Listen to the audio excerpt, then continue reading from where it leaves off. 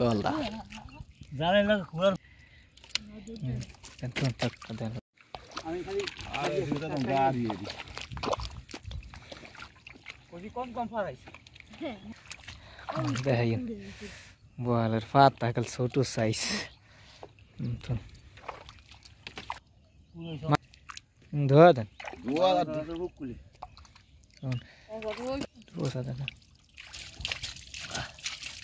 মাশাআল্লাহ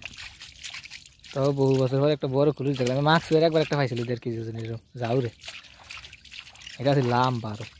মানে একটু মোটা মাশাআল্লাহ আস্তে আস্তে একদম টাটকা দেন না তো হইছে হয়তো দেখেন আর লাগবে না মাশাআল্লাহ এই যে বাটা ঘুরতে না আজ ধরে উল্টা উল্টা থুন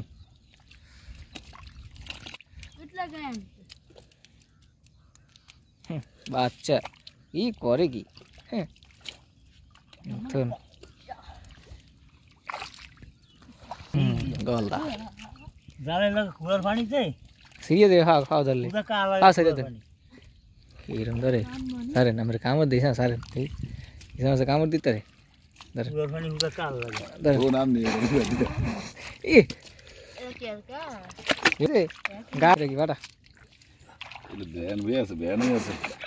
থুন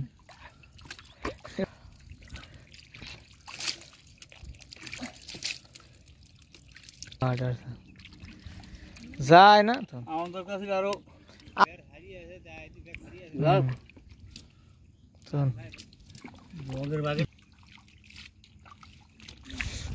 ওরে এটা কি হাইটতেছ ও হয়তে ওইটা খাওয়া ওইটা ওইটা খাওয়া এটা সাইতে লাইন ধরেছি বাটা মাছ মনে হয় বড় থুন উফ মাশাআল্লাহ ধোয়া দিয়ে আমি ধোয়া দিয়ে দেখাই এটা গাছে কানিছে কানিছে আস্তে মাথায় মাথায় আসা গাছা গাছ এই দিনে যদি এই সব যাচ্ছে দরিয়ায় মিরকা কি সুন্দর বোয়াল মাছ বইটা দি মিরকা এই যে গলদা সিঙ্গুর সিঙ্গুর হুন আমার দুইলে সাইয়ের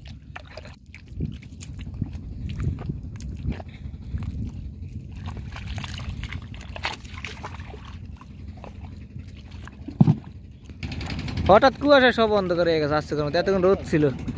এই যে সূর্য এতক্ষণ পুরো স্পষ্ট দেখা গেছে এখন একদম কুয়াশা ঢেকে গেছে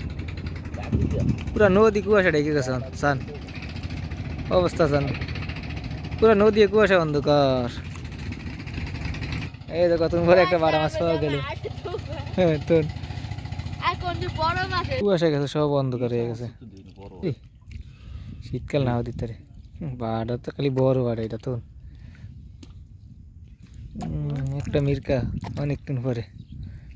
থুন কুয়াশা পুরো অন্ধকার হয়ে গেছে ইসা মাছটা সব পুরো অন্ধকার হয়েছে মাটিতে এটা আসলে কোন নেই ফলে রয়েছে বাটা মাছ থুন সব হঠাৎ অন্ধকার হয়ে গেছে একদম কেমন অন্ধকার হয়েছে সব এই ছিল সূর্য এখন কিচ্ছু দেখা যায় না আগে সাল দিছে মাছ দিছে আগে সাল কালকা আগে সাল মাছ জানো